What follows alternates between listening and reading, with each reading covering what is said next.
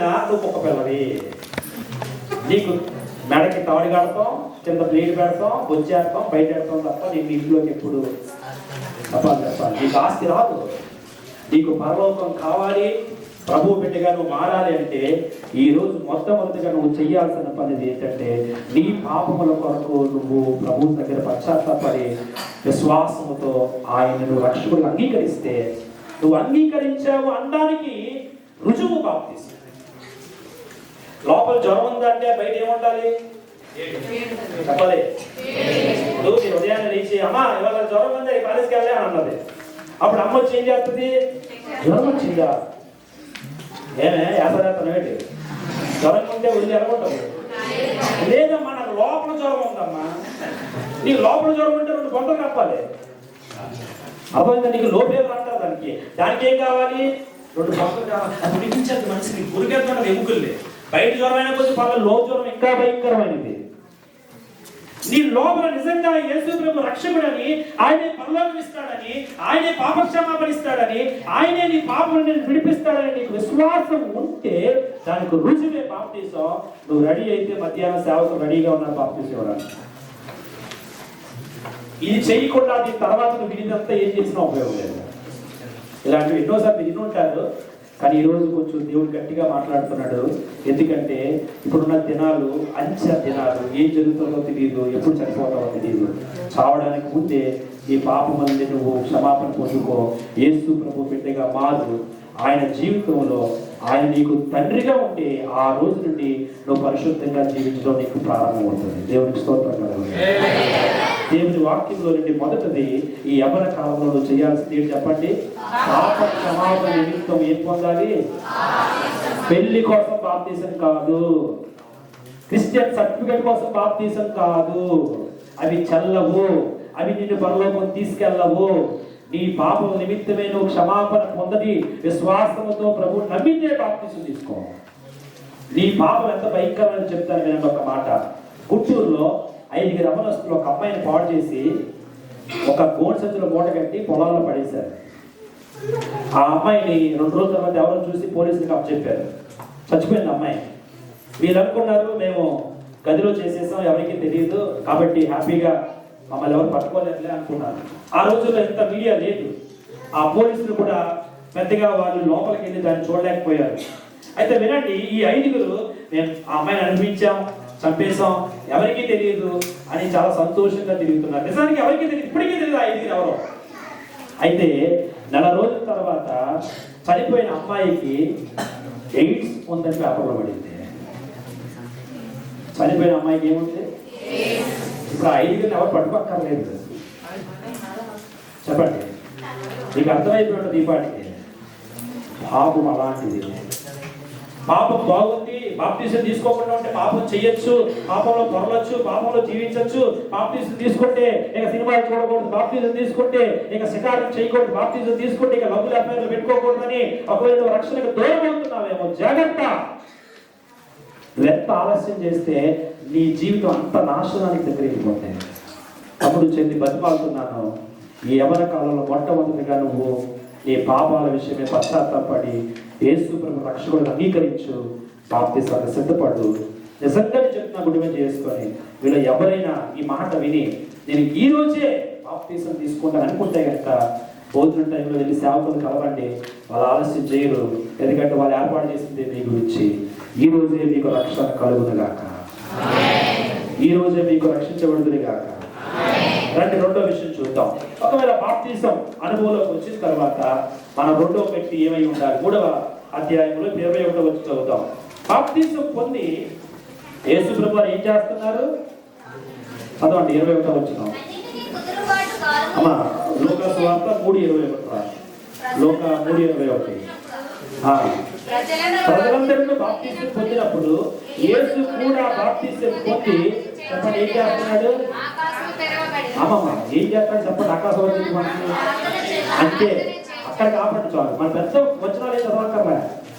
ఎంతకన్నా కదా నీ వాక్యం జాగ్రత్తగా చూడడం ఇదే. వచనాన్ని ఎడ తీసుకుంటే చాలు, జీవితం తెలిసిపోతుంది మనకి. అధ్యాయాలు ధ్యానించాల్సిన ముందు వచనం దగ్గర ఆగితే చాలు. 2వ పని ఏం చేశాడు చెప్పండి? ఆయన ప్రార్థన చేస్తున్నా. ఈరోజు చాలా మంది బాప్తిజం పొందడానికి ఆతృత పడుతున్నారు, బాప్తిజం పొందుతున్నారు, మంచిదే. కానీ తర్వాత నెక్స్ట్ స్టెప్ ఏం చేయట్లేదంటే నో ప్రేయర్ లైఫ్. సేవకుడి దగ్గరికి వెళ్ళి ప్రార్థన చేయించుకునే అలవాటు అయితే ఉంది. నాలాంటి ఎవరైనా వస్తే కొబ్బరిని పెట్టుకుని వచ్చే అలవాటు ఉంది. కానీ నీకు నువ్వుగా ఒంటరిగా దేవుని సన్నిధిలోనికి వెళ్ళి, నీ గదిలోనికి వెళ్ళి తలుపేసుకొని ఒంటరిగా ప్రార్థించే అలవాటు ఉందా? Prayerful life is a powerful life అన్నాడు ఆయన. ప్రార్థనా జీవితం చాలా శక్తివంతమైన జీవితం. Prayerless life is a powerless life. నీ జీవితంలో యేసు ప్రభు నీ దగ్గరికి వచ్చిన తర్వాత నువ్వు పరిశుద్ధంగా జీవించడానికి వేయాల్సిన రెండో అడుగు ఏంటంటే చెప్పండి, ఏంటి? ప్రార్థనా జీవితం. ప్రార్థనా జీవితం వినండి, మానవ జీవితానికి ఊపిరి ఎలాంటిదో క్రైస్తవ జీవితానికి ప్రార్థన అలాంటిది. మీరు ఊపిరి ఎప్పుడు తీసుకుంటారు? మధ్యాహ్నం, రాత్ర? మాట్లాడాలి. ఊపిరి ఎప్పుడు తీసుకుంటారు? శనివారం అన్నకు వచ్చే పంపించిందా? ఊపిరి ఎప్పుడు తీసుకుంటారమ్మా? జ్వరం వచ్చినప్పుడా? నీ శరీరానికి శ్వాస ఎంత ప్రాముఖ్యమైనదో నీ ఆత్మీయ జీవితానికి ప్రార్థన అంత ప్రాముఖ్యమైనది. అసలు నువ్వు క్రైస్తవులా కాదా అనేది సింపుల్ టెస్ట్ ఏంటంటే యువర్ ప్రేయర్ లైఫ్. నీ క్రైస్తవ జీవితంలో నిజంగా నువ్వు మారుమనసు పొందావా లేదా, రక్షించబడ్డావా లేదా అనేది మనిషి యొక్క జీవితంలో ఎక్కడ తెలుసా మనం చూడొచ్చు? చెప్పండి, ఎక్కడమ్మా? ప్రార్థన దగ్గర. ఎందుకంటే మీకు ఇద్దరు వ్యక్తులు చూపిస్తాను. ఒకటి, యేసు ప్రభు వారు బాప్తిజం పొందిన వెంటనే ఏం చేస్తున్నాడు? ప్రార్థన చేస్తున్నాడు. అక్కడ పౌలు గారు కూడా మారుమనసు పొందిన వెంటనే యేసు ప్రభు వారు పౌలు గురించి చెప్పినప్పుడు ఇదిగో అతడు ప్రార్థన చెల్లించున్నాడు. నిజంగా మీరు మారుమనసు పొందితే దానికి రుజువు ఏంటంటే మీ దగ్గర ప్రార్థనా జీవితం ఉంటుంది. ప్రార్థనా జీవితం లేకుండా నేను మారుమనసు పొందాను పచ్చి అబద్ధం. గర్భం నుండి బయటకు వచ్చిన బిడ్డ తనకు తానుగా ఎలాగైతే ఊపిరి తీసుకుంటాడో, యేసు ప్రభు దగ్గరికి వచ్చిన నీవు కూడా వ్యక్తిగతంగా ప్రార్థన చేసే అలవాటు నీకు రావాలి. ప్రార్థన జీవితాన్ని బిల్డ్ చేసుకోవాలి. నువ్వు క్రైస్తవ జీవితంలో ప్రార్థన లేకుండా క్రైస్తవులుగా బ్రతకలేదు మనం ఈ భూమి మీద. సర్టిఫికేట్లో క్రిస్టియన్ అని రాయించుకోవచ్చేమో కానీ శక్తివంతమైన క్రైస్తవులుగా భూమి మీద పరిశుద్ధమైన క్రైస్తవులుగా జీవించలేమండి. యేసు ప్రభు వారి యొక్క జీవితంలో ప్రార్థన ఎంత ప్రాముఖ్యమైనదో ఆయన ప్రార్థనకి ఇచ్చిన ప్రాముఖ్యత చెప్తారు. ఏ పిల్లలు నాన్న చదవద్దు కానీ రాసుకుంటే రాసుకోండి. మార్కు సువార్త 1:35 ఏముందంటే, మార్కు సువార్త 1:35 ఆయన ఉదయాన్నే లేచి ప్రార్థన చేసేవాడు. ఎప్పుడు ప్రార్థన చేసేవాడమ్మా? ప్రార్థన కోసం ఎప్పుడు లేచేవాడు? ఉదయాన్నే లేచేవాడు. మనం ఉదయం లేవడం ఏం పట్టుకొని లేస్తాం? చూడొద్దు నా వైపే చూడండి, రాసుకోండి, తర్వాత ఇంటికి వెళ్ళి చూడండి. ఎందుకంటే మనకి చాలా విషయాలు చెప్పుకోవాలి.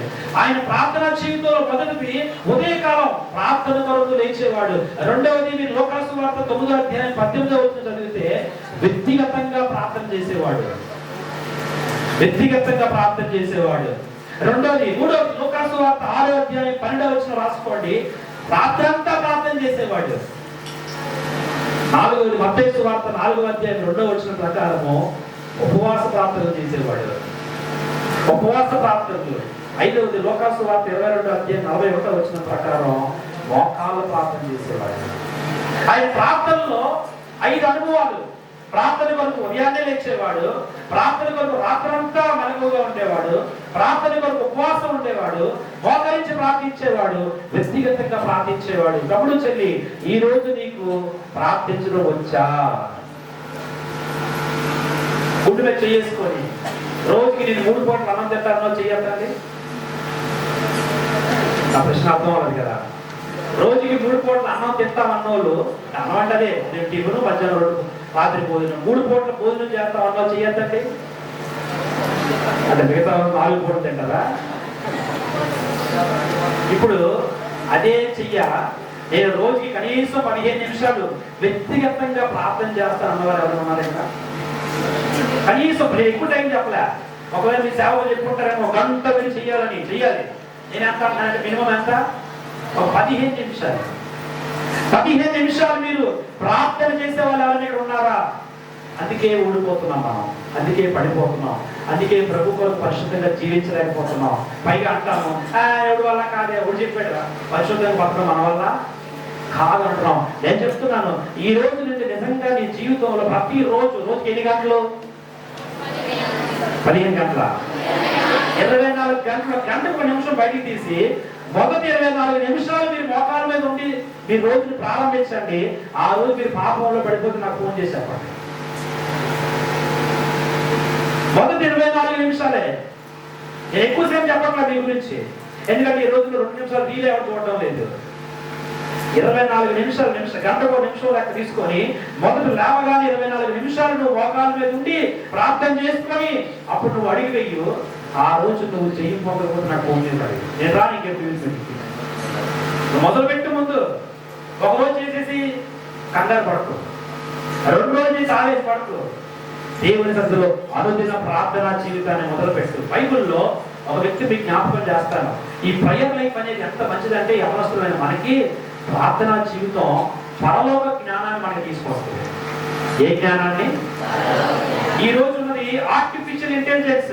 ఈ జ్ఞానం మనకి పనిచేయదు. ఈ జ్ఞానం చాలా భయంకరమైనది. తెలుసా మీకు ఆ సంగతి? ఈ మధ్య ఒక రోబో ఆత్మహత్య చేసుకుందంట. మనుషులు కాదు, ఎవరు? రోబో. ఎందుకంటే ఆ రోబో కొనుక్కున్నాడు.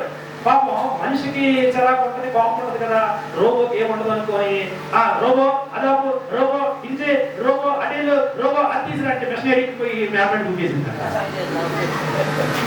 ఏదైనా ఫ్యాన్ అయినా సరే మనం 24 గంటలు ఆపకుండా వచ్చేది పోయిపోదా? మనిషి కొరదాయి కాదు, అది కూడా అలాంటిదే కదా. మరి ఈ ఆర్టిఫిషియల్ ఇంటెలిజెన్స్ లో ఉన్నటువంటి మనము ఈ జ్ఞానం పవిత్రమైనది కాదు. నీకు పరలోక జ్ఞానం కావాలి. బైబిల్లో యాకోబు భక్తుడు ఈ జ్ఞానం గురించి మాట్లాడాడు. ఒకసారి ఆ జ్ఞానం మీకు చూపిస్తాను రండి. యాకోబు పత్రికలో ఆ జ్ఞానం గురించి మాట్లాడుతూ చూడండి, ఒకసారి చదువుతాం. 3వ అధ్యాయంలో 15వ వచనం. ఈ AI ఆర్టిఫిషియల్ ఇంటెలిజెన్స్ జ్ఞానం ఎలాంటిదంటే 3వ అధ్యాయం 15వ వచనం చదువుతున్నాను. ఈ జ్ఞానం చదువమ్మా. ఈ జ్ఞానము పైనుండి దిగి వచ్చినది కాక భూ సంబంధమైనది, ప్రకృతి సంబంధమైనది, దయ్యముల జ్ఞానము వంటిదినై ఉన్నది. ఏలయనగా మత్సరమును వివాదమును ఎక్కడ ఉండను అక్కడ అల్లరియు ప్రతి నీతి కార్యమును ఉండను. ఈ జ్ఞానం పైనుండి వచ్చేది కాదు. అంటే భూమి మీద కూడా జ్ఞానం దొరుకుతుంది మనకి. ఈ జ్ఞానం అంట ఎలాంటిదంటే ప్రకృతి సంబంధమైనది, దయ్యముల జ్ఞానము వంటిది. అమ్మాయిని ఎలా ఫ్లడ్ చేయాలో నీకు జ్ఞానం ఉంది. ఎలా నేను తెచ్చుకోవాలో నీకు జ్ఞానం ఉంది. పరీక్షలు చదవకుండా ఎలా రాసి పాస్ అయిపోవాలో నీకు జ్ఞానం ఉంది. దొంగ సర్టిఫికేట్ సృష్టించుకొని ఉద్యోగం ఎలా తెచ్చుకోవాలో నీకు జ్ఞానం ఉంది. ఈ జ్ఞానం దయ్యముల జ్ఞానం. కానీ పైనుండి వచ్చే జ్ఞానం చూడండి 17వ వచనంలో. అయితే పైనుండి వచ్చే జ్ఞానం మొట్టమొదటి పవిత్రమైనది, తర్వాత సమాధానకరమైనది, మృదువైనది, సులభముగా లోబడేది. దేవునికి స్తోత్రం చెప్పండి. ఎలా వస్తుంది ఈ జ్ఞానం? మీకు ఒక చిన్న సన్నివేశం జ్ఞాపకం చేస్తాను. ఎంతమందికి దానియేలు పేరు తెలుసు? అందరికీ తెలుసు కదా. దానియేలుకి 3 ఫ్రెండ్స్ ఉన్నారు. వాళ్ళెవరు? ఒక రోజు ఏం జరిగిందో మీ అందరికీ తెలుసు. రాజుగారు పడుకున్నారు, కలగన్నాడు, ఉదయం లేచాడు, నాన్నలందరినీ పిలిచాడు. అయ్యా కలగన్నాను, బాబు చెప్పండి అన్నాడు. ఓ అదెంత పని, వెంటనే చెప్పండి అన్నాడు నానుడు. అనగానే రాజు అన్నాడు, కళ మర్చిపోయాను అన్నాడు. కళ ఏంటి రాజు పిచ్చోడులో మాట్లాడుతున్నాం మేము?